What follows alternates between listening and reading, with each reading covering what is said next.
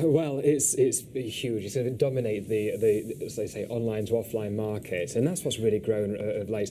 It's estimated to be worth $1.6 trillion around the world. Huge market in China. You've always had 374 million online shoppers already, and it's taking it from the computer, for sitting at your desk or sitting at home, ordering goods to be delivered through the post, to taking it onto the street. So restaurant deliveries, restaurant bookings, into the cinema, but also perhaps collecting goods from shops and other services as well. And I think this is what's growing. You mentioned Groupon earlier.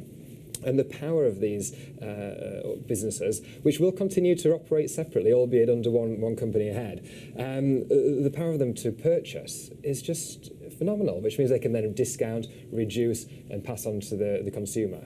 It does leave a third party, though.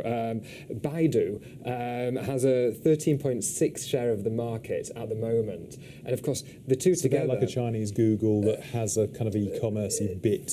To a certain extent. But together is, at the moment, Meituan has 52% of the market share, and Dianping... It sounds like they don't really need 30%. To merge, though. This is what I don't understand. But they've done it before. Alibaba and Tencent have worked together in making a competitor which was already acting separately and they had their own interests in against Uber. So they've seen a competitor, they're working together to push one out of the way. What's this telling you about the technology sector in China?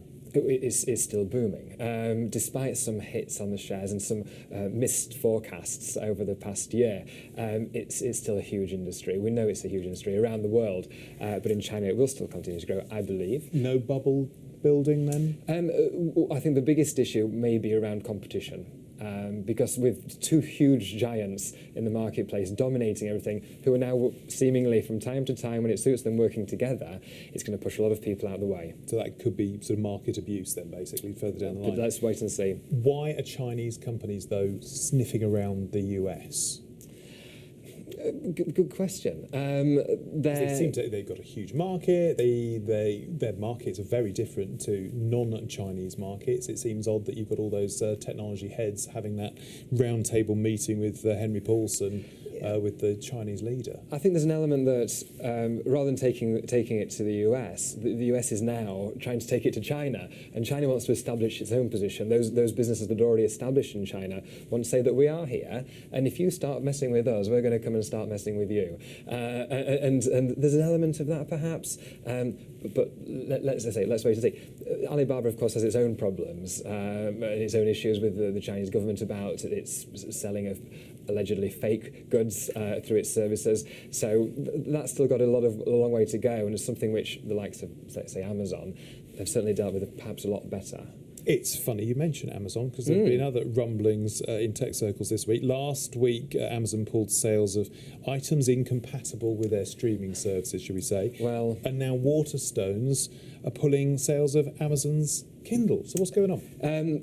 Well, the official line is that Amazon want to confuse its customers, which is surprising. If you don't get A from supplier A, you go to supplier B by B, sure. That's right. And what's Amazon known for? It's known for supplying everything. And even only last week, the Google Chromecast, which is now taking off its shelves, all the way online shelves, was number 6, the 6th biggest seller. Apple TV, 14th biggest seller on Amazon.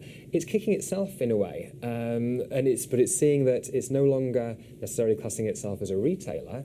It's considering itself more as a multi-platform seller, such as Apple with its watch and its smartphones, and now its TV and its music. It's looking to the same markets, and it's saying, look, we are setting ourselves apart. We are competing with you now, and unless you're going to give us something, we're not necessarily going to give you anything in return. And that's where the music streaming, the TV, and other things that we may well yet to see will come into play. So why would Waterstone want to get rid of Kindle? Because at least they'd have sold a little bit of hardware, even if there's not much income after it. That's right, and it is a mystery, because what Amazon hasn't done is to take other e-readers out of its shelves. They're still available. The competitor e-readers to the Kindle, they're still there. So why Watsons have chosen to do this, who knows? But presumably there's some sort of commercial sense to this, which I think a lot of people are slightly perplexed by at the moment. Maybe people will actually start reading books again. Who knows?